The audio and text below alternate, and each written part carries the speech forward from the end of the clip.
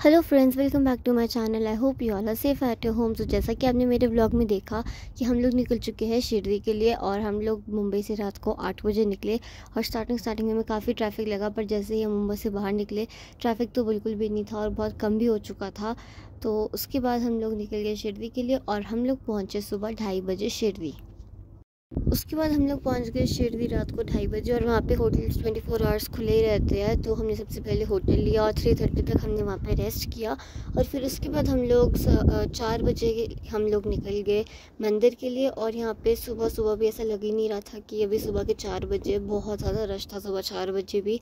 और यहाँ पे हमने सबसे पहले अपने फ़ोन्स लॉकर में रख दी क्योंकि फ़ोन अंदर ले जाने अलाउड था ही नहीं। और हमने शूज़ भी अपने बाहर रख दिए, हमने फ्लावर्स लिया, प्रसाद लिया और हम लोग अंदर चले गए। और हम लोग अंदर 4 बजे गए और हम बाहर 6:30 आए हैं। और ये वीडियो मैंने बाहर आकर ही शूट किया क्योंकि अभी हम लोग जा रहे हैं वापस। हम लोग यहाँ से 7 बजे निकल गए थे क्योंकि हम लोगों ने अभी मुंबई भी जाना है और वहाँ पे घूमना है और शाम की फिर हमारी फ़्लाइट भी है वापस दिल्ली की। और आज हम लोग वापस दिल्ली भी जा रहे हैं। तो उससे पहले हम लोगों ने सोचा कि थोड़ी देर हम लोग इधर उधर मंदिर के आसपास घूम लेते हैं। और सुबह सुबह भी यहाँ पे काफ़ी सारे लोग थे। उसके बाद हम लोगों को वापस आते आते यहाँ पे प्रसाद भी मिला और साइड में टोकन्स भी मिल रहे थे अगर हमने ब्रेकफास्ट करना हो तो। बट उसके लिए 10 बजे तक का वेट करना पड़ता और हमें जल्दी निकलना था।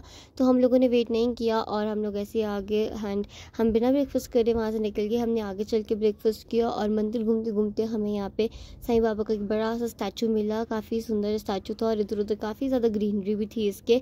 और बस ऐसे घूमते घूमते फिर हम लोग यहाँ पे साईं बाबा के एक लिखा हुआ था यहाँ पे आई लव साईं बाबा। यहाँ पे काफ़ी सारे लोग फ़ोटोज़ भी खिंचवा रहे थे। और फिर हम लोग यहाँ से वापस निकल गए मुंबई के लिए।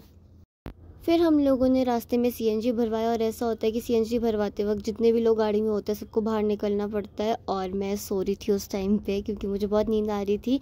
एंड हम लोग फिर ब्रेकफास्ट किया हम लोगों ने रास्ते में। हम लोग मुंबई में सबसे पहले रानी बाग ज़ू गए क्योंकि अनय ने वहाँ पे शेर देखना था। अब हम पहुँच चुके हैं ज़ू में, रानी बाग ज़ू में। हमने यहाँ पे टिकट भी ले ली है। हाँ,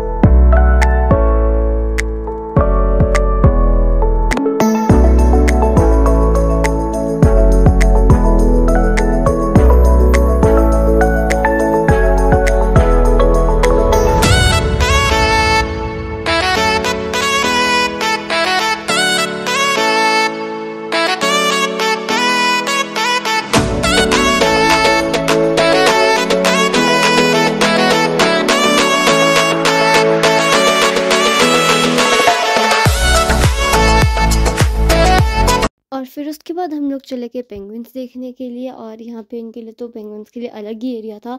और यहाँ पे इधर उधर से सिक्योरिटी भी थी, काफ़ी मतलब लोग थे और बैरियर्स लगे हुए थे, हम उसके आगे नहीं जा सकते थे। और यहाँ पे पेंगुइन्स थे, काफ़ी सारे पेंगुइन्स थे। और मैंने लाइफ में फ़र्स्ट टाइम पेंगुइन्स देखा, मुझे बहुत क्यूट लगे ये।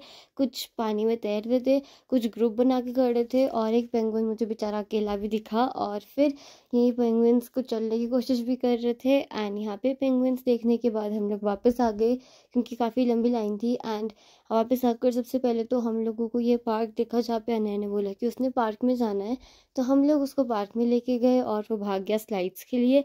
और वहाँ से आने के बाद हम लोगों ने देखा शेर, क्योंकि जब हम पहले आए थे तब यहाँ पे कोई शेर था ही नहीं, तो हमें लगा यहाँ पे नहीं होगा। बट बाद में जब हमने देखा कि यहाँ पे इतनी ज़्यादा भीड़ है शेर को देखने के लिए, तब यहाँ पे हमने सोचा कि हाँ यहाँ पे शेर होगा, और हम लोग यहाँ पे शेर देखने आए। और सच में बहुत ज़्यादा भीड़ थी, सब फ़ोटोज़ ले रहे थे और ये शेर पानी में था।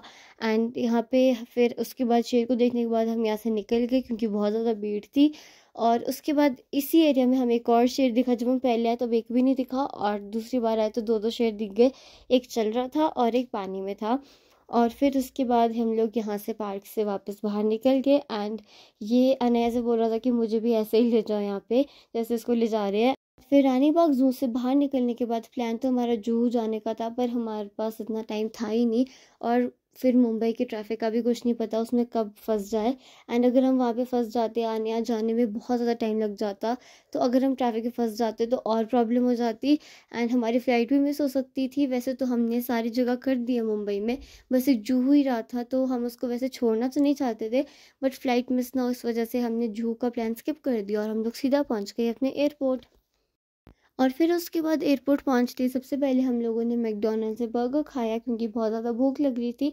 और फिर खाने के बाद हम लोग चले गए, और यहाँ पे अनया अपनी ताकत दिखाने की कोशिश कर रहा है कि मैं इस ट्रॉली को ले जा सकता हूँ। और फिर हमारी फ़्लाइट भी आ चुकी थी, हमने अपने बोर्डिंग पासेस दिखाए, और जो हमारी बस थी वो हमें फ़्लाइट के पास छोड़ के चली गई। और ये हम इंडिगो से ट्रैवल कर रहे हैं। और मैं अगर सच बताऊँ तो मुझे बहुत बुरा भी लग रहा था मुंबई से वापस आते आते, क्योंकि एक तो मैंने मुंबई में बहुत ज़्यादा कम दिन भी नहीं, बहुत कम टाइम स्पेंड किया मैंने मुंबई में, इसलिए मुझे बहुत बुरा लग रहा था। बट कोई बात नहीं, तो फिर फ़्लाइट ने टेक ऑफ लिया और मैं फ़्लाइट में सो गई, क्योंकि मैं बहुत ज़्यादा थकी हुई थी। और सभी सो गए, और अनय को भी फिर एक्साइटमेंट नहीं थी क्योंकि उसने देख लिया था, तो वो भी सो गया। और फिर ये है दिल्ली, और ऊपर से दिल्ली बहुत ज़्यादा सुंदर लग रहा था। बट 2-3 चक्कर तो हमने ऊपर दिल्ली के लगाए, क्योंकि उस टाइम पे टर्बुलेंस हो रही थी और शायद इसीलिए उन्हें क्लियरेंस नहीं मिल रहा था लैंडिंग का।